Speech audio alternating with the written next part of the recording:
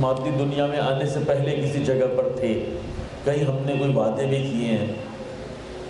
ہم میں سے بہت سارے لوگ اس کو دیکھتے ہی نہیں، اسے سوچتے ہی نہیں، اس انداز میں نہیں دیکھتے اس بات کو۔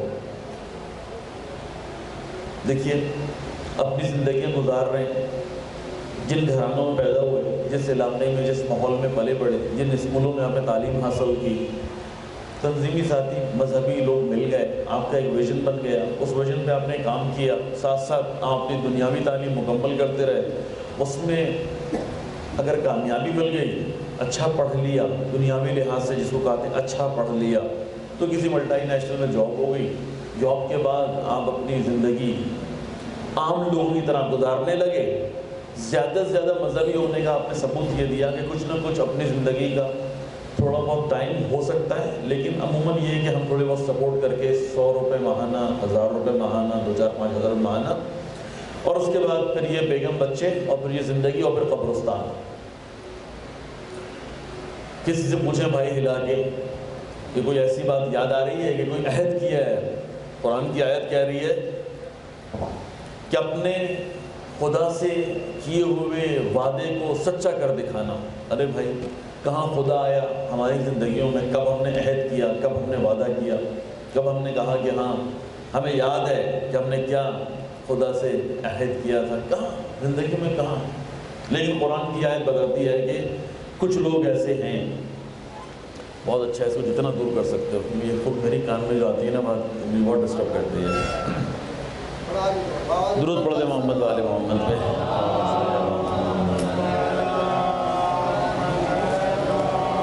اگر اس کا ایگو بھی کم کرو نا، ایگو بہت زیادہ ہے، اگر ایگو بھی کم ہو جائے، خالی جو بات ہو رہی ہے اسی انداز سے پہنچ جائے تو بہت ہے۔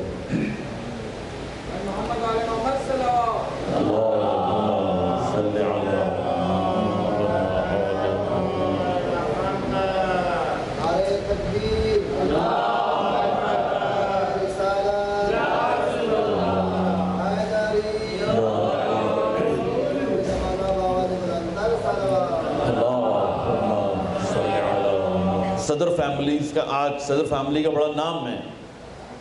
جبل عامل کے رہنے والے لوگ 400 سال پہلے کی ہجرت، صدر، یہ خاندان صدر جس میں موسیٰ صدر ایک شخصیت ہے، باقر صدر ایک شخصیت ہیں، صادق صدر شخصیت ہیں، اور ان کے بیٹے آج مقتدی صدر ایک شخصیت ہیں۔ یہ صدر فیملی 400 سال پہلے کی ہجرت جبل عامل سے، جبل عامل یعنی لبنان، وہاں کی ہجرت ہے، نجف آتے ہیں، نجف سے کچھ لوگ منتقل ہو جاتے ہیں ایران، کچھ لوگ رہ جاتے ہیں وہیں نجف میں۔ یہ تین جنہوں نے خاطر خواہ نام کچھ کام کیا ہے، اپنا تعارف کروایا، تین بڑی شخصیات ہیں، جس میں ایک باقر صدر کی ہے، جن کے اوپر ہم یہ آج جمع ہیں، جن کے موضوع پہ آج یہاں بات کرنی ہے۔ ایک شخصیت موسیٰ صدر ہے، جنہیں دنیا ڈھونڈ رہی ہے، سگے چچازاد بھائی بنتے ہیں باقر صدر کے، تلاش میں ہم اس شخصیت کے۔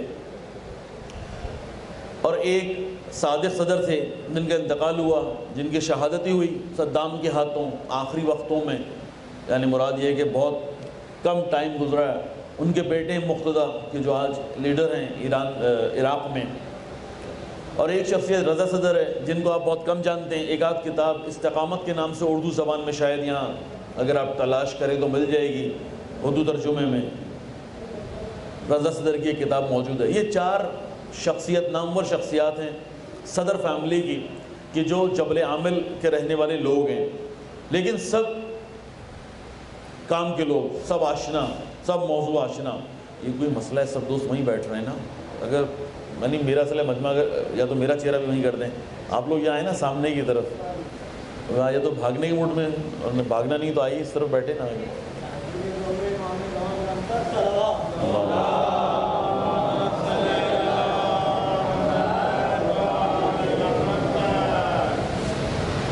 یعنی یا تو اسٹیج اس طرح سے لگائیں کہ ہم سامنے بیٹھتے تو پھر سامنے مجمع ہوتا ہے نا۔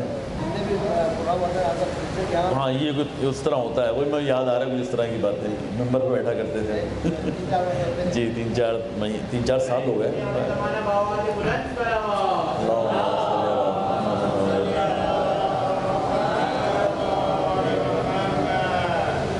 صدر فیملی کا تعارف ہو گیا، سارے نامور لوگ ہیں، بڑی شخصیات ہیں، بڑے بڑے کام میں موسیٰ صدر نے پورا لبنان ہلایا ہوا تھا، آپ کے سامنے ہے موسیٰ صدر، آج نہیں معلوم کہاں ہیں، امید یہ ہے کہ شہید ہو گئے، 78 سے غائب ہیں، 78 سے اغوا ہوئے ہیں، امید ہے کہ شہید ہو گئے ہوں گے۔ باقر صدر چچا بھائیوں میں سے بہت بڑا انسان ہے، کیا کیا اس نے، کیا فکر تھی اس کے پاس؟ حوزہ علمیہ کا طالب علم، نجف حوزہ علمیہ کا طالب علم، عالم دین، بعد میں فقیہ اور مجتہد، جس ایک نقطے پر بہت سنجیدہ تھے وہ یہ کہ حوزہ علمیہ کو زمانے کے تقاضوں کے مطابق جواب دہ ہونا چاہیے۔ بات میری سمجھیں، یعنی حوزہ یعنی یہ مدرسہ، یہ سسٹم کہ جو مرکز ہے اسلام، تعلیم، اہل بیت، قرآن کی تفسیر، تاریخ، سیرت، جو بھی آپ علوم سمجھتے ہیں کہ دینی ہیں، مرکز حوزہ علمیہ یعنی اسلام کا مرکز اگر ہم کھولیں، یعنی موضوعات کا مرکز، اسے اپنے زمانے سے ہم آہنگ ہونا چاہیے، اپنے زمانے سے ہم آہنگ ہونا چاہیے، اور جواب اس کے پاس ہر نئے شبہے کا، ہر زمانے کے اعتبار سے اٹھنے والے شبہات کا جواب ہونا چاہیے۔ اس فکر کے ساتھ باقر صدر یہ وہ مانتے کہ جو ان کے شاگردوں کی، اگر آغا آپ کو شاید نہیں معلوم، خبر دیتا ہوں آپ کو کہ چند کتابوں کے علاوہ بیشتر باتیں ہاتھ کے لکھے ہوئے نوٹس ہیں، آغا کے اپنے ہاتھ کے لکھے ہوئے نوٹس تھے، ان چند کتابوں کے علاوہ جو چھپ گئیں، بقیہ سب ان کی شہادت کے بعد ان کی ذاتی لائبریریز کو، ان کے ذاتی اثاثے کو جلا دیا گیا، اٹھا کے لے گئے تھے صدام، جس وجہ سے اس بندے خدا کی چند چیزیں سامنے آئیں، لیکن وہ بھی کمال، اردو زبان میں چند کا ترجمہ ہوا۔ کیا مطلب؟ فلسفتنا کا ترجمہ ہوگا ہمارا پیام کے نام سے، شاید فلسفتنا، اقتصادنا کا ترجمہ ہو گیا اسلامی اقتصاد کے نام سے، اسی طرح سے اہل بیت علیہ السلام کے موضوع پر جو بات آقا نے کہی وہ شاید اس کا ترجمہ تھا زمانے، کیا نام بنتا اس کا، مقاصد کی ہم آہنگی، زمانے کی نارنگی، کچھ اس طرح کا عنوان بنا، جو سیرت اہل بیت علیہ السلام پر کتاب باقر صدر کی تھی۔ تو چند کتابوں کے علاوہ یا کچھ کتابیں جو عربی زبان میں رہ گئیں اور ابھی تک ترجمہ نہیں ہوئیں، وَإِلَّا اگر اس کا سارا اثاثہ آ جاتا تو یہ ایک بہت بڑا ریولوشن ہے، اس حوزہ علمیہ کا بھی ایک بہت بڑا انقلاب ہے۔ کیا مطلب؟ مطلب یہ ہے کہ جب کہا کہ زمانے سے ہم ہونا چاہیے حوزہ علمیہ کو، تو اس کا مطلب ہے کہ حوزہ علمیہ کو پہلے زمان شناس ہونا چاہیے۔ اگر یہ خود زمان شناس نہیں ہے، اگر یہ اپنے معاصر کی تاریخ نہیں جانتا، اپنے دور حاضر کو نہیں سمجھتا، اپنے اطراف کو نہیں جانتا، سسٹمز کو نہیں جانتا، ازمز کو نہیں جانتا، اگر اس کو نہیں معلوم کہ کون سی چیز مسلمان معاشرے کو اس وقت سب سے بڑی تھریٹ ہے، کون سی سب سے بڑی دھمکی ہے، سب سے زیادہ خطرہ کہاں سے ہے، اگر یہ بات نہیں جانتا تو کیسے جواب دے گا؟ وہ زمانے کے، اپنے زمانے کے مطابق کیسے جواب گو؟ سوال ہی پیدا نہیں ہوتا کیسے؟ تو آغا نے اس زمانے میں پڑھنا شروع کیا۔ حوزوی تو مضبوط شخصیت ہے، شاید چند لوگوں میں سے ہے کہ جنہوں نے 20 سال یا 21 سال کی عمر میں اجتہاد کر لیا تھا، ان چند لوگوں میں سے ہیں یہ چند لوگ ہیں دنیا میں اب تک اس پورے 1300 سال میں، یعنی غیبت کبریٰ کے بعد سے لے کر آج تک جن شخصیات نے کم عمر میں اجتہاد کے مراحل کو طے کیا، ان میں سے یہ ایک آدمی تھا۔ یہ 20-21 سال کی عمر کا مجتہد ہے۔ مجتہد، آپ مجتہد کس طرح سے تو آپ آگاہ ہیں، اب ضروری تو نہیں تشیع میں مجتہد کو کھولا جائے، یعنی کیا، یہ مجتہد ہے، لیکن ساتھ ساتھ اس نے کہا کہ کیونکہ یہ تو ہم نے پڑھ لیا جو ہمارا تھا، اب ہم نے جواب دینا ہے، جو شبہات اٹھائیں دشمن کی طرف سے، اس وقت کی ذرا دھمکیاں سوچیں کیا ہیں۔ عالم اسلام، اس وقت کا نوجوان، اس وقت کے اسلامی ممالک، مسلط حکمران، رائج سسٹم، چاہے بینکنگ کا نظام ہو، بینکنگ چاہے فلسفے کا موضوع ہو، یعنی لوگوں کا برین خراب کرنا عقیدے کے لحاظ سے، یا اسی طرح حکومتی نظام ہو، آقا نے کہا کہ ان کے جوابات دینے، اور ان کے جوابات دینے کا کام ان کے جوابات دے وہ سکتا ہے کہ جو خود آشنا ہو پہلے ان نظاموں سے۔ اور حوزہ علمیہ کے اندر اس زمانے میں یہ بات رائج نہیں تھی۔ کیا مطلب؟ یعنی دین تو پڑھاتے تھے، مذہب تو پڑھاتے تھے، اسلام تو پڑھاتے تھے، اسلامی موضوعات تو پڑھاتے تھے، لیکن بقیہ موضوعات کو سمجھتے تھے کہ یہ اسلامی نہیں ہے، ان کو پڑھانا صحیح نہیں ہے۔ چاہے وہ ہم یہ کہیں کہ بھائی شبہات، اگر ہمیں پتہ نہیں کیا مطلب، دیکھیں میں اس کو دوسری طرح سے بیان کرتا ہوں اور اس کو سمجھنے کی ضرورت ہے۔ شہید مطہری نے اس بات کو بڑے اچھے انداز میں نقل کیا ہے. یہ دو ہی شخصیات بڑی عجیب تھیں, انہوں نے بڑی زبردست باتیں کہی ہیں. دو آدمیوں کو پکڑ لیں, نوجوانوں کو خصوصاً میں کہہ رہا ہوں, شہید صدر اور شہید مطہری, ان دو شخصیات کو پکڑ لیں, شاید ہی کوئی ایسا شبہ ہو کہ جس کا آپ کے پاس جواب نہ ہو یا آپ کو گمراہ کر سکے, سوال ہی پیدا نہیں ہوتا. دو آدمیوں کو کس کے مضبوطی سے پکڑ لیں, جو ترجمہ ہو چکا ہے انہی کو. بھائی کہ اگر انشاءاللہ زیادہ مطالعہ کریں, فارسی آپ کو آتی ہو تو پھر کیا بات ہے, کہاں سے کہاں پہنچے. لیکن چلیں, ابھی صرف اگر انہی دو شخصیات کے وہ موضوعات کے جو ترجمہ ہو چکے ہیں, خالی انہی کو اگر آپ صحیح طرح سے سمجھ لیں تو آپ اس وقت اتنا جانتے ہیں دین کے بارے میں کہ کوئی آپ کو کسی بھی موضوع پہ کسی شبہے کی بنیاد پر گمراہ نہیں کر سکے گا. یہ میرا دعویٰ ہے, آپ کر کے دیکھیں جسے اردو زبان میں آیا ہوا ہے. خوب, شہید مطہری بھی کہا کرتے, شہید صدر بھی کہا کرتے تھے کہ کبھی بھی جن شبہات کا جواب ہم کو دینا ہے, کیا مطلب اس زمانے کی سب سے بڑی تھریٹ اسلامی دنیا کو وہ تھا کمیونزم. وہ تھا کمیونزم, جیسے آپ سوشلزم کمیونزم کہتے ہیں, جو ایک سسٹم تھا عقیدے کے اعتبار سے بھی اور سسٹم تھا حکومتی اعتبار سے بھی. یعنی وہ انسان کے عقیدے کو بھی خراب کرتا تھا اور اس کی دنیا کو بھی خراب کرتا تھا. یعنی وہ اس کی آخرت کو بھی خراب کرتا تھا, اس کی دنیا کو بھی خراب کرتا تھا. کمیونزم ایک سسٹم تھا. ہمارے یہاں کیا چیز رائج ہے عموماً, ہمارے یہاں کیا ہو رہا ہے کہ ہم اگر ان موضوعات پہ پڑھنا بھی چاہ رہے ہیں تو ہم اپنے کسی رائٹر کی کتاب پڑھ رہے ہوتے ہیں. یعنی کوئی ہمیں سمجھائے کمیونزم کیا ہے تو ہم کسی شیعہ عالم دین کی کتاب اٹھاتے ہیں کہ ہمیں پتہ چلے کمیونزم کیا ہے. ہمیں سوشلزم پڑھنا ہے, ہم کسی شیعہ عالم دین کی کتاب اٹھاتے ہیں, پڑھے سوشلزم کیا ہے. شہید صدر نے اور شہید مطہری نے کہا یہ غلط ہے, یہ غلط ہے. جو کچھ ہمارے لوگ لکھتے ہیں وہ ان کی وہ معلومات ہیں کہ جو انہوں نے لیے اصلی کتابوں سے شاید لیا ہو, لیکن اس کے بعد اپنی برین اسٹارمنگ ہوئی ہے, یعنی اپنا دماغ لگایا ہے, تجزیہ و تحلیل کر کے پھر ایک کتاب آپ کے حوالے کی ہے. وہ کہتے تھے کہ یہ طریقہ صحیح نہیں ہے.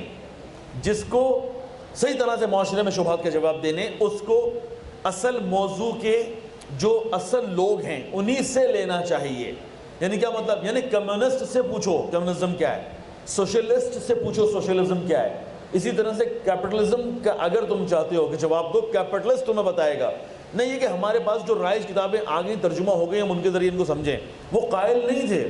اس لیے شہید صدر نے ڈائریکٹ حوزہ علمیہ نجف میں رہتے ہوئے کہ جہاں پر سوائے جو اس زمانے میں اسلامی موضوعات سمجھے جاتے تھے ان کے علاوہ کتابیں نہیں تھیں, استاد نہیں ہوتا تھا, ریسرچ نہیں تھی, پڑھا نہیں جاتا تھا, سوچا نہیں جاتا تھا.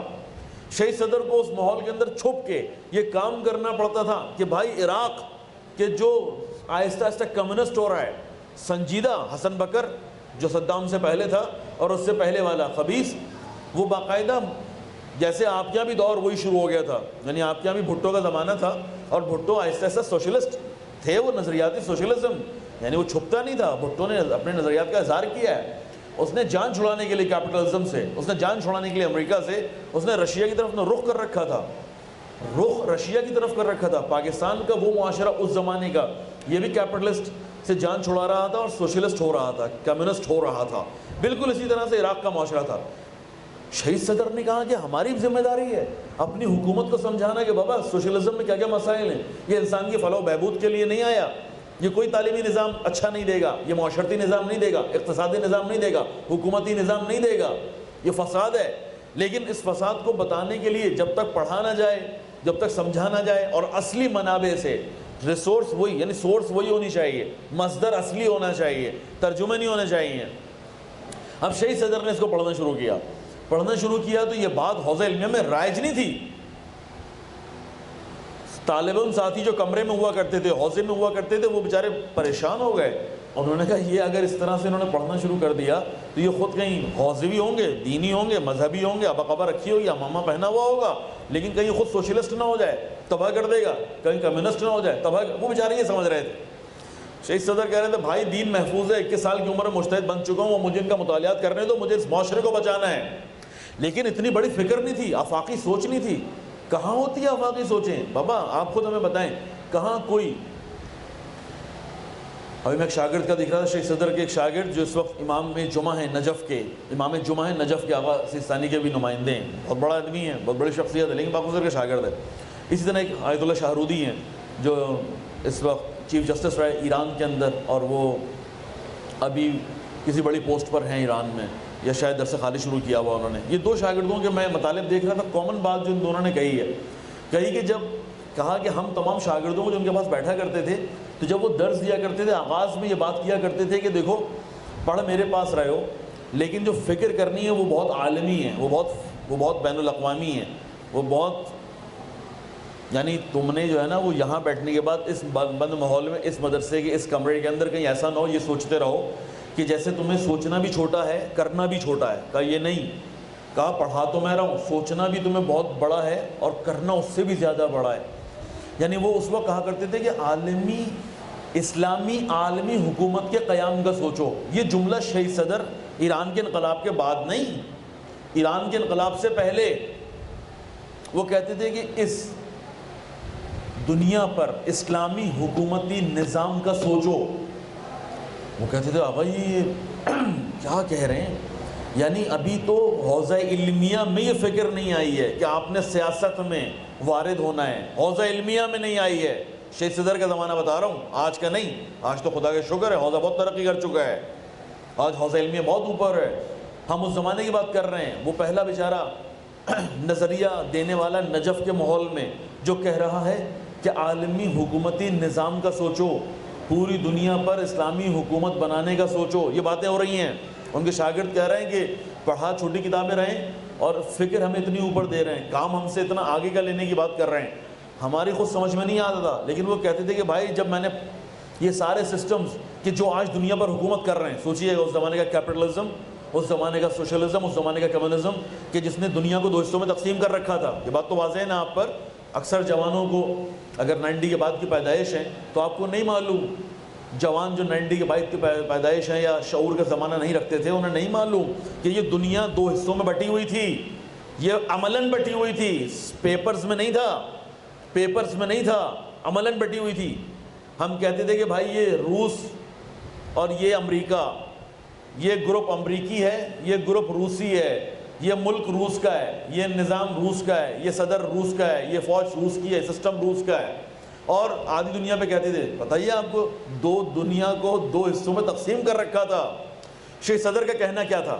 کہا کہ جب ہم نے ان تمام سسٹمز کو پڑھ لیا ان کے اصلی منابع سے، اب ہم جانتے ہیں کمیونزم کیا ہے، ہمیں پتہ ہے کیپٹلزم کیا ہے، ہمیں پتہ ہے سوشلزم کیا ہے، اور ہم نے اصل میں اسلام کو بھی پڑھ رکھا ہے جس نے ہمیں بنیاد دی ہے۔ ہماری بنیاد مضبوط تھی، ہمیں پتہ چلا کہ بھائی اتنی مضبوط بنیاد ہے ہماری، اتنی مضبوط بنیاد ہے ہماری کہ ہم اس سسٹمز جو نااہل، کھوکھلے، بیکار قسم کے نظام کیپٹلزم، سوشلزم کہ جنہوں نے دنیا پر حکومت بنائی ہوئی ہے، تو ہمارا اسلامی نظام ان سے کہیں زیادہ قدرت رکھتا ہے۔ اس تناظر میں کہتے تھے کہ ہمیں عالمی نظام کی بات کرنی ہے، عالمی حکومت کی بات کرنی ہے، یہاں سے باہر نکل کے بات کرنی ہے۔ یہاں پر پڑھنا ہے، سوچنا بہت آگے کا ہے، یہاں پر پڑھنا ہے، کرنا اس سے بھی زیادہ بڑا ہے، کیونکہ وہ تمام سسٹمز کو دیکھ چکے تھے۔ جس نے پورے سسٹمز دیکھے ہوں، جس نے سارے نظام کو سمجھا ہوا ہو، اس کے لیے تو بہت ہی واضح بات تھی کہ کیا۔ اور خدا کا کرنا یہ ہوا کہ اس بندہ خدا کو خمینی مل گیا، خمینی نجف پہنچا۔ جب خمینی کو نکالا گیا، پتہ ہے آپ کو ملک بدر کیا گیا، ایران سے نکالا گیا، جب خمینی کو اس نے دیکھا تو اس نے کہا کہ بھائی لگا کہ خوابوں کی تعبیر مل گئی، ساری باتوں کی تفسیر مل گئی۔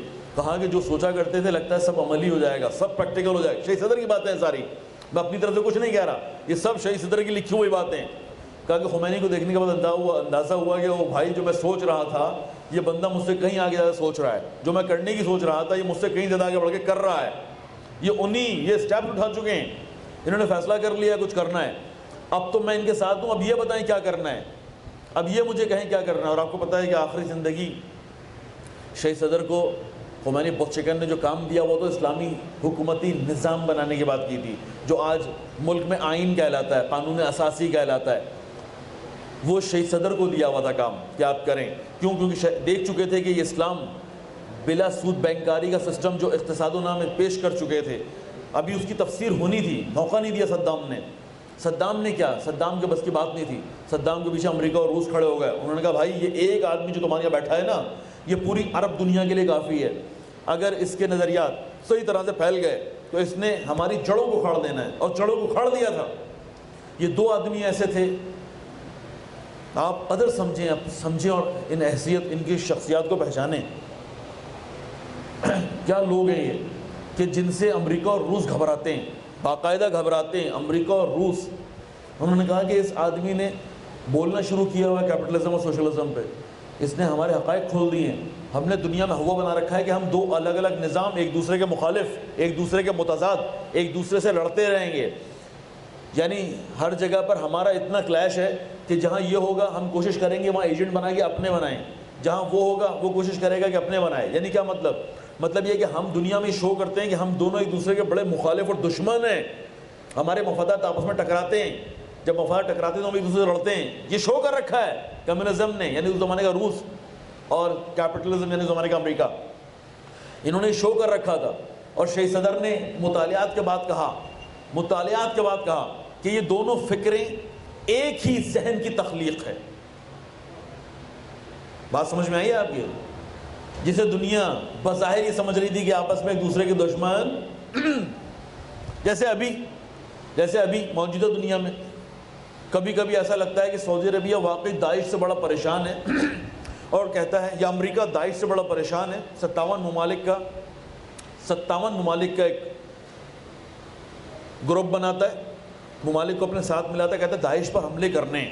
57 ممالک کے لوگ، امریکہ، یورپ بھی ہے اس میں، عرب دنیا بھی ہے اس میں، بیوقوف ایشینز بھی ہیں اس میں، سب مل جاتے ہیں۔ کیوں داعش؟ تو ایسا لگتا ہے کہ واقعی یہ لوگ بڑے مخالف ہیں، داعش اور امریکہ بڑے مخالف ہیں، کیونکہ داعش کے علاقوں پہ تقریر آزاد نہیں ہو رہا تھا۔ امریکہ نے کہا ہم تمہاری مدد کرتے ہیں، جا کے بیوقوف بناتے ہیں دنیا کو، اپنے بنائے ہوئے لوگ ہیں۔ اب کتنی آسانی سے ہم یہ بات کرتے ہیں اور آپ لوگ سمجھ لیتے ہیں کہ بابا داعش اور امریکہ کوئی الگ الگ چیز نہیں ہے، نصرہ اور داعش الگ الگ چیز نہیں ہے، داعش نصرت اور داعش النصرہ امریکہ اور سعودی عربیہ یہ الگ الگ چیزیں نہیں ہیں، یہ سب ایک ہی چیزیں ہیں۔ اب بہت آسانی سے ہم کہہ دیتے ہیں اور آپ سمجھ لیتے ہیں، لیکن اس زمانے میں یہ بات آسان نہیں تھی کہ آپ کا فقیہ کہہ رہا ہے، آپ کا مجتہد کہہ رہا ہے، آپ کا عالم دین کہہ رہا ہے، اور اس کے بعد ثبوت ہیں اس بات کے، وہ کہہ رہا ہے کہ یہ دونوں ایک ہی سکے کے دو رخ ہیں۔ یہ آپ کی شخصیت نے کہا ہے، شیعہ شخصیت نے کہا، جب دنیا سمجھتی تھی آپس میں ایک دوسرے کے مخالف ہیں، انہوں نے کہا نہیں، ایک ہی سکے کے دو رخ ہیں، ادھر سے دیکھیں تو کیپٹلزم سوشلزم نظر آتا ہے، ادھر سے دیکھیں تو کیپٹلزم، ادھر سے سوشلزم اور کمیونزم، ادھر سے دیکھیں تو کیپٹلزم، یعنی ایک ہی سکے کے دو رخ ہیں، یہ الگ الگ نہیں ہیں، مقابلے میں نہیں ہیں، مخالف نہیں ہیں، دونوں کا ایک ہی مقصد ہے۔ کہا کیا؟ کہا استحصال۔ استحصال کیا ہے؟ کہا کہ غریب سے غریب تر، امیر سے امیر تر، یہ ساری باتیں شہید صدر کے اس زمانے کی ہوئی ہیں۔ تو کیا مطلب آقا؟ کہا یہ سارے کے سارے بینکنگ کا نظام، ان کا تعلیمی نظام، ان کا معاشرتی، ان کا اخلاقی، ان کا اسی طرح سے حکومتی نظام، کا اس سب کا ایک ہی ادب اور سب کا ایک ہی مقصد ہے، وہ یہ ہے کہ انسان کو بیوقوف بنا رہے ہیں، انسان کو بیوقوف بنا رہے ہیں۔ یہ انسان کو اللہ والا انسان نہیں دیکھتے، یہ انسان کو ایک پروڈکٹ دیکھتے ہیں، کیسے اس سے خدمات لینی ہے، کیسے اس کو جوتنا ہے کسی بھی کام میں، کیسے اس کو گدھا بنانا ہے، یہ انسان بنایا تھا اللہ نے، کیسے اسے گدھا بنانا ہے، کیسے اس کا ایک ایک منٹ، کیسے ایک ایک منٹ اس کو کہتے ہیں پروڈکٹیو ہونا چاہیے۔ کیا مطلب؟ آپ کو بس جتا رہنا چاہیے سسٹم، دیکھیں۔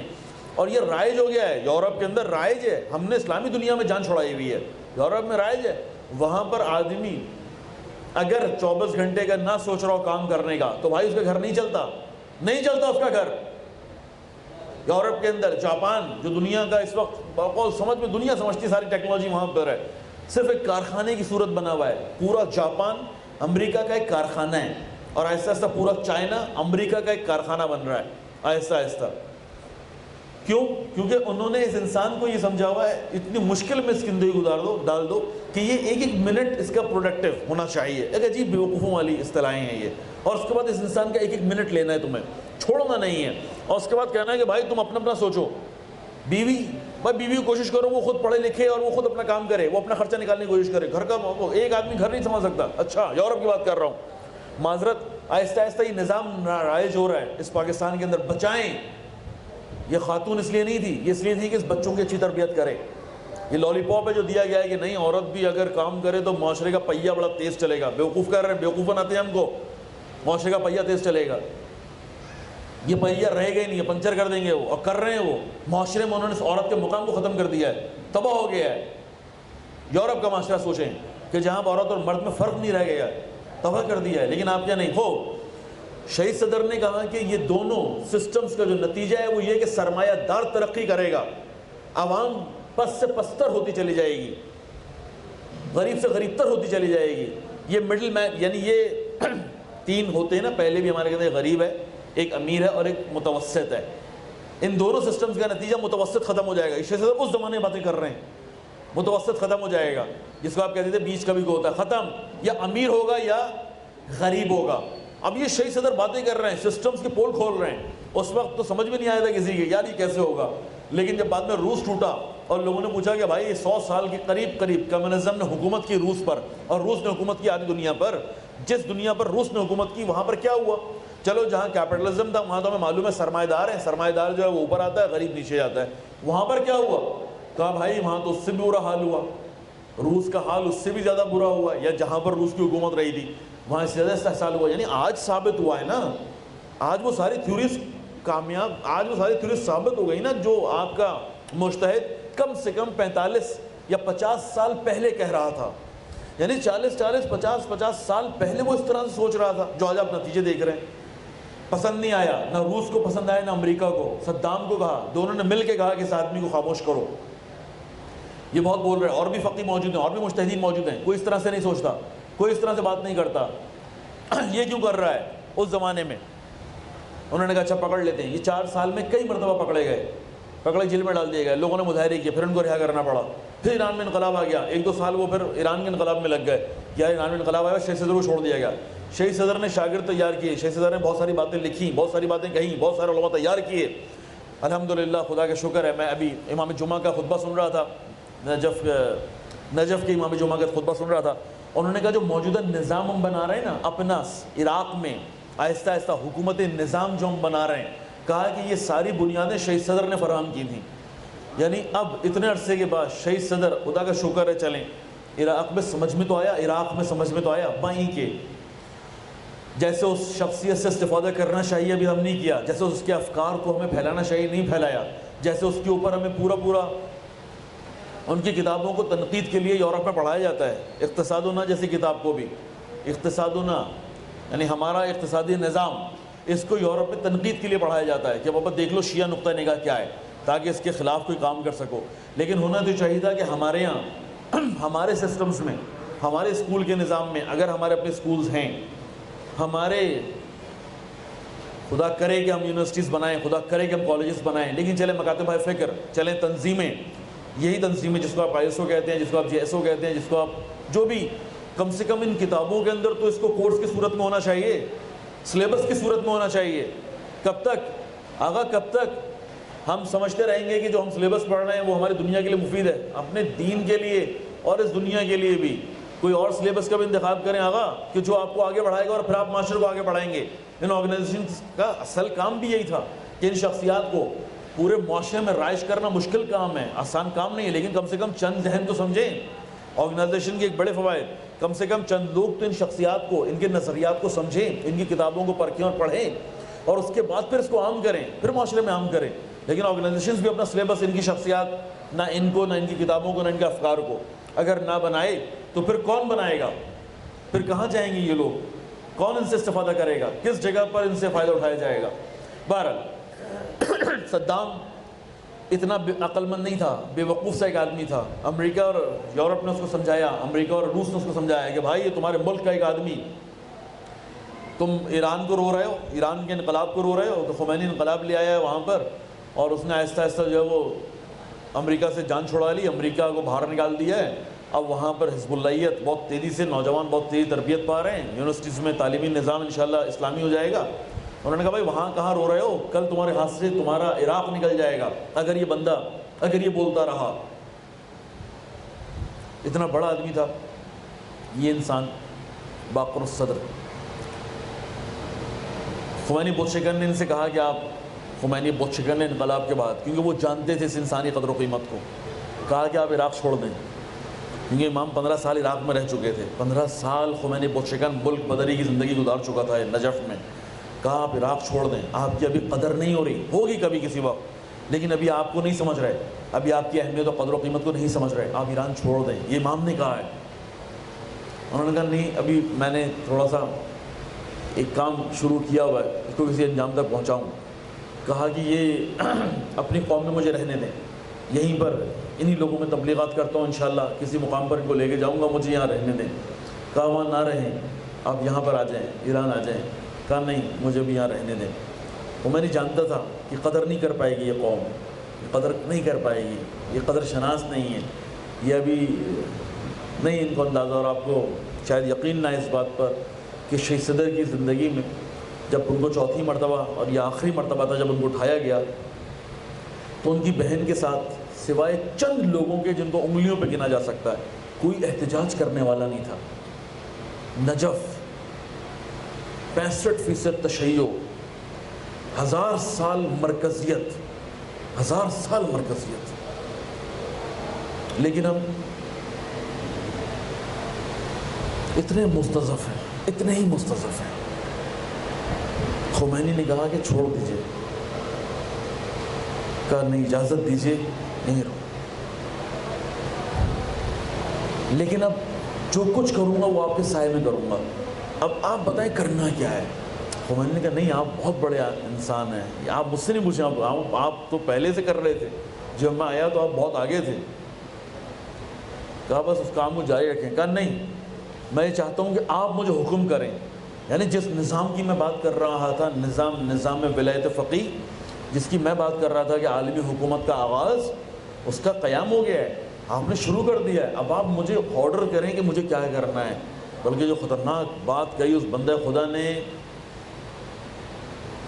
یہ صرف تشیع میں ہی ہے کہ اتنی بڑی شخصیت ہوتی ہے اور وہ اپنے آپ کو اتنا خاص اور خاشع سمجھتی ہے دوسری بڑی شخصیات کے مقابلے میں. کہا کہ اگر ہو سکے تو مجھے اپنا وکیل بنا کے کسی ایک علاقے میں بھیج دیں. یہ جملہ کا ہے باقر الصدر میں. یہ حوزہ علمیہ کے لوگ ہی سمجھ سکتے ہیں کہ جو خود نظریہ دینے والا آدمی ہو. دیکھیں مجتہد اور مقلد میں فرق پتہ ہے وہ کیا ہوتا ہے؟ مقلد آپ کہتے ہیں کہ جو پیچھے چلتا ہے، مجتہد آپ اس کو کہتے ہیں جو نظریہ دیتا ہے، چاہے وہ فقہ میں ہو چاہے وہ کسی بھی میدان میں ہو. جب وہ نظریہ پردازی کرتا ہے تو ہم کہتے ہیں کہ فقیہ، یعنی کوئی نئی بات کرتا ہے تو ہم کہتے ہیں فقیہ. لیکن اگر وہ پرانی باتوں کو دہراتا ہے تو ہم کہتے ہیں مقلد. بات واضح؟ شیخ مطہری کہتے ہیں کہ ہو سکتا ہے کہ کچھ لوگ مجتہد بنے ہوں، بظاہر کتابیں پڑھ کے وہ مقام حاصل کیا ہو، لیکن ہوں وہ مجتہد، ہوں وہ مقلد. ایسا بھی ہوتا ہے. نہیں آئی بات سمجھ میں؟ آسان تھی نا بات؟ دیکھیے ڈاکٹر آپ کسے کہتے ہیں؟ P H D doctor, doctrine لکھنے والے کو کہتے ہیں آپ. ڈاکٹرائن کیا ہوتی ہے؟ یعنی وہ جو باتیں آج تک کہی جا چکی ہیں وہ اس سے آگے کی کوئی بات کرے، ڈاکٹرائن دے تو کہتے ہیں ڈاکٹر. لیکن اگر یہ کاپی پیسٹ کرے، پاکستانی معاشرے میں کہتے ہیں ڈاکٹر. آغا پی ایچ ڈی کیے ہیں، اچھا کوئی نئی فکر دی ہوگی، کوئی نیا سسٹم، کوئی نئی بات. کہا نہیں، نئی بات تو کوئی نہیں ہے، ہم نے ان کا سارا اٹھا کے دیکھا ہے، جتنا تھیسس تھا اس کے اندر وہی ساری باتیں جو پہلے سے تھیں. تو بھائی یہ ڈاکٹر نہیں ہے، پھر یہ کیسے ڈاکٹر ہو گیا؟ ڈاکٹر ہم اسے کہتے ہیں کہ جو ڈاکٹرائن دے، جو ایک نظریہ دے، جو ایک نئی بات دے، اسے ہم کہتے ہیں ڈاکٹر. مجتہد سے مراد ہماری یہی ہوتی ہے کہ جو نئی بات کرے. لیکن اگر یہ کاپی پیسٹ کر رہا ہے، یہ بھی اگر بات جو ہو چکی ہے وہ کر رہا ہے، ٹھیک ہے، معاشرہ اس کو مجتہد دیکھ رہا ہے، لیکن حوزہ اسے مجتہد نہیں دیکھتا، فقیہ اسے مجتہد نہیں دیکھتا، ولی فقیہ اسے مجتہد نہیں. وہ کہتا ہے یہ مقلد ہی ہے. اب اس مرحلے میں اس کو جاننا ہے، شہید صدر مسلم مجتہد اور فقیہ ہیں، نیا نظریہ دے رہے ہیں، بنیاد پرانی ہے. یہ بھی بڑی اہم بات ہے آقا، یہ بھی ایک بڑا اہم مسئلہ ہے، اس کو بھی یاد رکھیے گا. کوئی حرج نہیں ہے، بہت بڑا شبہ ہے جو آہستہ سے پاکستانی معاشرے میں آ رہا ہے. میں اس کا جواب دینے کی کوشش کر رہا ہوں اگر آپ کی سمجھ میں آ جائے تو. وہ یہ ہے کہ اگر انہوں نے بنیادیں بنائی ہیں، شہید صدر نظریہ پرداز ہے، نئی بات کر رہے ہیں، لیکن یہ بات یاد رکھنی ہے کہ بیسس پرانی ہے، انہی پر کھڑے ہو کے نئی بات کی جاتی ہے. جو بنیادیں گرانے کے بعد نئی بات کرتے ہیں نا، بیکار قسم کے لوگ ہوتے ہیں اس معاشرے کے. نہیں آقا ہم جو پہلے کام ہو چکا ہے نہیں مانتے، جو پہلے کیا جا چکا ہے نہیں مانتے، جو پہلے لوگوں نے یہاں پر اس معاشرے میں کچھ کیا ہمیں سمجھ میں نہیں آیا، ہم ایک نیا کام کر رہے ہیں. یہ بڑے خطرناک لوگ ہوتے ہیں. کبھی بھی گزشتہ لوگوں کی زحمتوں کو، ان کے اوپر پانی پھیرنے کی کوشش مت کریں. یہ اپنی بنیادوں سے ٹکراؤ ہے. یہ کیا کر رہے ہیں؟ جا کے اس زمانے کو دیکھنا پڑتا ہے کہ حالات کیسے تھے کہ بس وہ وہیں تک رہے.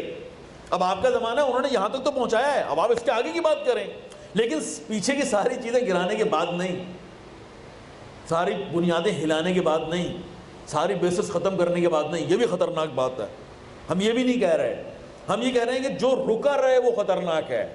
آگے بڑھنا ہے لیکن بیسس وہی ہیں, بنیادیں وہی جو فراہم ہو چکی ہیں. اس کو سمجھنے کی کوشش کیجیے گا. بیسس وہی ہیں. شہید صدر اسی طرح کی کوئی چیز تھے. ان کو کہا جاتا ہے کہ آقا یہ تو نئی باتیں کرنے والے ہیں, لیکن انہوں نے کہا کہ اسی حوضے کی بنیاد پر نئی باتیں کرنے والا ہوں, مجھے کہیں حوضے سے باہر مت نکال دینا. کہ آقا نے تو پڑھا ہی تو باہر تھا, تو یہ کچھ ایسی باتیں کر رہے تھے جس کی بیسس یہاں پہ نہیں ہے. یہ نہیں ہونا چاہیے. فلسفے میں ان کے ساتھ یہی ہوا, شہید صدر کے ساتھ ہوا. فلسفے میں اسی طرح سے جب وہ بیچارے لیکچرز دے رہے تھے تو لوگوں نے سمجھا, جنہوں نے گہرائی میں فلسفے کو نہیں سمجھا ہوا تھا, وہ سمجھے کہ جو باتیں آقا کر رہے ہیں شاید یہی کر رہے ہیں, اس سے پہلے اس کی بیسس نہیں ہے. جب لوگوں نے نہیں سمجھا تو شہید نے بند کر دیا. شہید باقر صدر نے اپنے ان لیکچرز کو بند کر دیا. انہوں نے کہا کہ میرے طالب علم بھی گمراہی کا شکار ہو رہے ہیں, جو بیٹھ رہے ہیں میرے سامنے وہ بھی سمجھ رہے ہیں کہ اب میں کیونکہ نئی بات کر رہا ہوں تو بس یہ اس کا مطلب ہے کہ یہی صحیح ہے, پرانے جتنے لوگ تھے غلط تھے. یہ ایک روش ہو جاتی ہے نا فوراً. یہ ہمارے یہاں تعصب کا مسئلہ ہے. ہم جس کے پاس بیٹھتے ہیں اس کو سننا شروع کرتے ہیں, ہمیں لگتا ہے اب یہ صحیح کہہ رہا ہے, بقیہ جو کہہ رہے ہیں جتنا پہلے کہا جا چکا ہے سب غلط ہے. یہ ایک دماغ ہے, یہ ایک فکر ہے ہماری عجیب سی. اور شہید صدر کے زمانے میں ہوا. شہید صدر نے کہا ہو غلط جا رہے ہیں بھائی, میں جو کہنا چاہ رہا ہوں سمجھے نہیں کہ میں انہی بنیادوں پہ کہہ رہا ہوں جو ہو چکا ہے, اس کو آگے بڑھا رہا ہوں. میری بات سمجھ نہیں رہے. میری بنیاد پر نیا مکتب نہ بن جائے, نیا مذہب نہ بن جائے, نیا گروپ نہ بن جائے, نیا سسٹم نہ بن جائے. انہوں نے کہا ختم کرتے ہیں اس کو, یہیں پر ختم کر دیا, لیکچرز کو ختم کر دیا. پھر فوراً رابطہ ہوا. آقا خوئی نے کہا کہ آقا یہ غلط نہ ہے, غلط ہے, یہ نہ کریں. انہوں نے کہا نہیں میں سمجھ رہا ہوں کہ میری باتوں سے, میری فکر سے جو ہے نا وہ کچھ مسائل ہو رہا ہے. انہوں نے کہا نہیں آپ جاری رکھیں باتوں کو, آپ باتوں کو جاری رکھیں, انشاءاللہ یہ مسائل حل ہو جائیں گے. یعنی شہید صدر کو دوبارہ خوئی نے کہا تو انہوں نے وہ لیکچر سٹارٹ کیے. اور انہوں نے کہا کہ میرے فلسفے کی باتوں سے کچھ اور مسائل ہو رہے تھے یہاں پہ. خوب ہم نے کس مسئلے کو حل کرنے کی کوشش کی؟ ہم نے کہا کہ جو بات نئی کرنے والا پرانی بنیادوں پر ہوتا ہے ہم اس کو کہتے ہیں مجتہد, ہم اسے کہتے ہیں فقیہ. اور یہ نئی بات کرنے والا آدمی جو کہ اس معاشرے کے اندر چند لوگوں میں سے ایک تھا, اور وہ خمینی سے کہہ رہا ہے کہ آپ مجھے اپنا وکیل بنا کے بھیجیں کسی جگہ پہ. یعنی کیا منزلت ہے خمینی کی اس شہید صدر کی نگاہ میں. پورا استعمار خمینی سے تو بدلہ لے نہیں سکتا تھا, نہیں لے سکتا تھا. خمینی نے جو انداز اپنایا, خمینی نے جو کام کیا, خمینی کے ساتھ جو قوم تھی, خمینی کے ساتھ جو قوم تھی, یہ قوم, یہ ایرانی قوم جو متعصب ہے ہاں ہے, یہی قوم جس میں بڑے عیب ہیں ہاں ہیں, بڑی خرابیاں ہاں ہیں, لیکن انہوں نے بڑی بڑی خرابیوں اور بڑے بڑے عیبوں کے ساتھ ایک بہت بڑی نیکی, ایک بہت بڑی خصوصیت جو ہے نا وہ یہ ہے کہ جب وہ ایک بات, کسی ایک صحیح بات کو سمجھ لیتے ہیں نا اور سمجھ جائیں کہ فقیر نے صحیح کہا ہے تو پھر یہ سب جانے دے دیتے ہیں. 8 سال جنگ کی ہے, 3 لاکھ لوگ شہید ہوئے ہیں, پیچھے ہی چلے جا رہے ہیں. اور ابھی بھی ایرانی دنیا کی ہر جگہ جہاں پر بھی ہے مورچے میں بیٹھا ہوا ہے, چاہے وہ سفارت خانے میں بیٹھا ہو, چاہے وہ اسکول میں بیٹھا ہو, چاہے وہ بزنس کر رہا ہو, چاہے دبئی میں ہو, چاہے امریکہ میں ہو, چاہے کہیں ہو, مورچے میں ہر وقت اس کو خطرہ ہے. یہ قوم جس میں بہت عیب ہیں لیکن وہ قوم چند خصوصیات کے مالک ہے. اس وجہ سے خمینی کو کوئی ہاتھ نہیں لگا سکا, اس لیے نظام ولایت فقیہ کو کچھ نہیں بگاڑ سکا, اس لیے کوئی سسٹم اور انقلاب کو ختم نہیں کر سکا. اور آج تک انشاءاللہ مسلسل آگے بڑھ رہا ہے, سسٹم مسلسل آگے بڑھ رہا ہے, نظام مسلسل آگے بڑھ رہا ہے اور بڑھتا رہے گا. خوب تو کیونکہ خمینی وہاں پر تھے, ان کا تو کچھ دشمن کر نہیں سکا. ساری دشمنی پھر سے ایک شخصیت سے اتاری ہے. کہا کہ بھائی اس آدمی نے بڑے مسائل کھڑے کیے ہیں. صدام کو سمجھایا گیا. صدام اس زمانے پہلا سال تھا اس کے بھائی کے, اس سے پہلے وہ نائب صدر کی حیثیت سے 3-4 سال سے تھا, لیکن یہ کہ مسلط ہوئے اس کو بھی 1 سال ہوا تھا. امریکہ نے اس کو سمجھایا, روس نے اس کو سمجھایا, عرب دنیا سمجھایا کہ بھائی اس آدمی کو خاموش کرو, اس آواز کو دباؤ. بڑی مظلومانہ شہادت ہوئی. اس زمانے میں ہمیں کسی نے نہیں بتایا. درود پڑھے محمد والے محمد.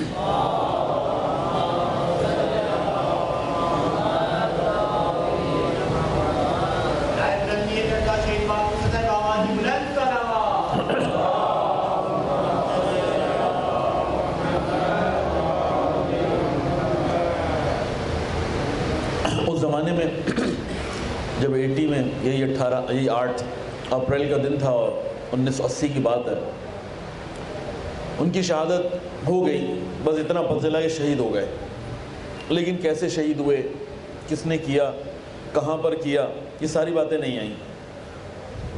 2003 صدام پر جنگ مسلط کر دی امریکہ نے، سسٹم ختم ہو گیا پرانا، نیا سسٹم آیا۔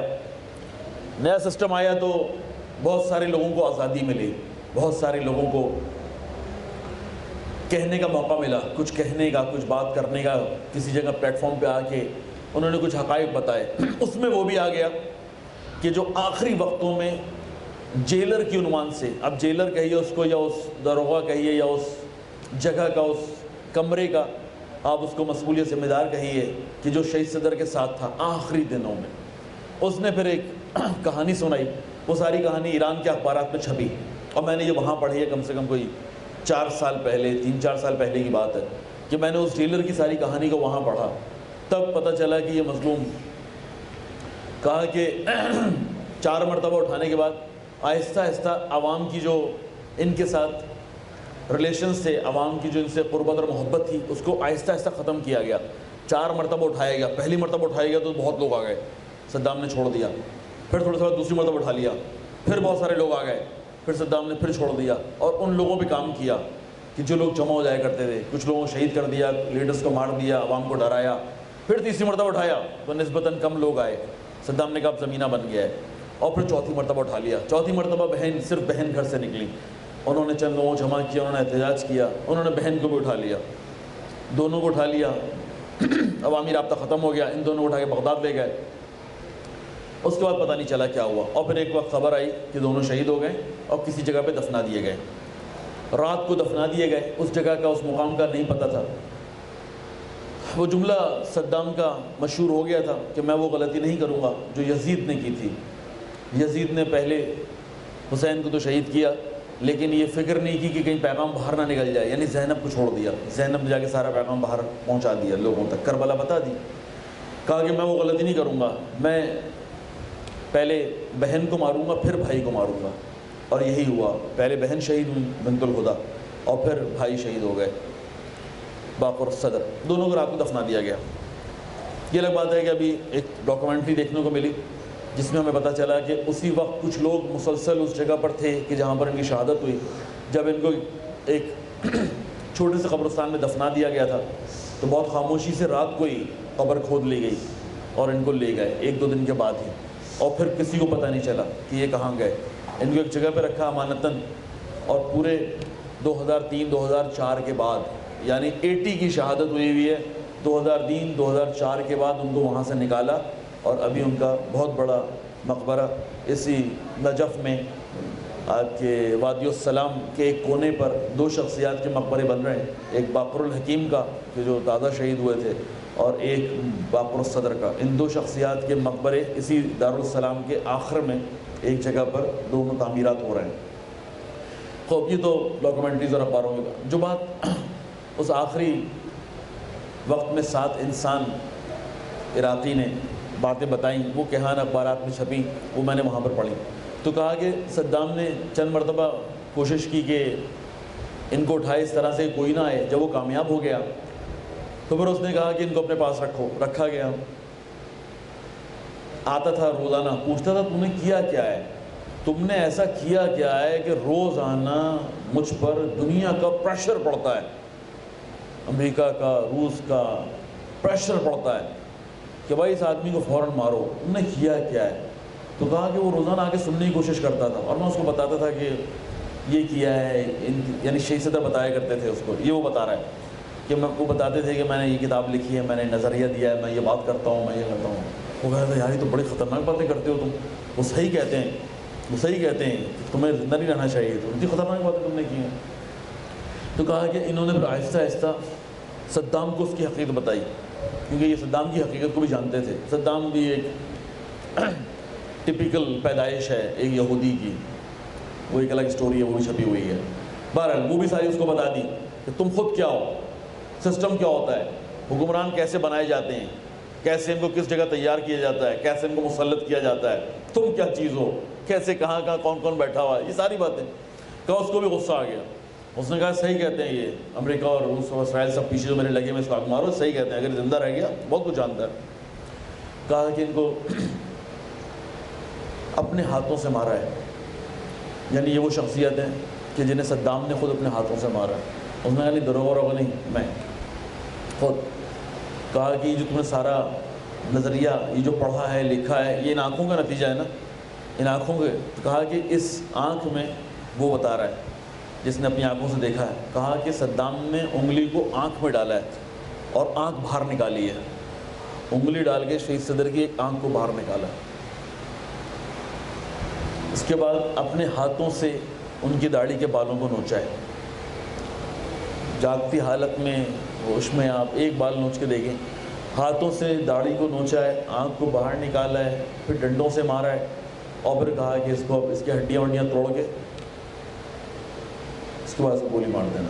یہ کہہ کہ وہ چلا گیا. پھر کہا کہ جو لوگ تھے وہ پل پڑے اس شخصیت کے اوپر، اس کو ڈنڈوں سے جو وہ ہاتھ میں آیا مارا اس شخصیت کو. یہ مجتہد، یہ فقیہ آپ کا صرف اس بنیاد پہ کہ اس نظام میں اس دنیا کے اندر عالمی حکومت کی بات کرے گا اور سارے سسٹمز کو پہچاننے کی بات کرے گا، اس کی سزا ملی ہے اور دنیا سے چلا گیا. اتنا حق تو بنتا ہے نا، جو میں نے بات پہلے کہی آخر میں تکرار اس کی بات ختم، کہ دیکھیں اتنا حق بنتا ہے کہ ہمارے ان تنظیمی ساتھیوں کو، کم سے کم تنظیمی ساتھیوں کو آگاہ ہونا چاہیے اس شخصیت کے نظریات سے، اس شخصیت کی کتابوں سے، ان کی کہی ہوئی باتوں سے آگاہ ہونا چاہیے. انہیں اس بات کی سزا ملی ہے کہ جو انشاءاللہ آج رائج ہونا شروع ہوا ہے اور انشاءاللہ یہ رائج ہونے کی طرف جلد بہت تیزی سے سفر کر رہا ہے. ہم بہت تیزی سے سفر کر رہے ہیں ان شخصیات کی بنیادوں پر. آپ نوجوانوں سے ہماری خواہش یہ ہے کہ آپ کچھ وقت ضرور اپنی زندگی کا ان شخصیات کو دیں اور ان کی تمام مجبوری ہے جو کتابیں فی الحال اردو میں ہی ہیں ان کا ترجمہ ہو چکا ہے، انہیں کو پڑھیں اور ان کے افکار اور نظریات کو انشاءاللہ اپنی زندگیوں کا حصہ بنائیں. کوئی بڑا کام کرنا ہے تو ان بڑے لوگوں کو پڑھنا بہت ضروری ہے. بہت شکریہ. انشاءاللہ زندگی رہی تو پھر کبھی کسی اور موضوع پہ گفتگو کریں گے. درود پڑھ دیں محمد والے محمد.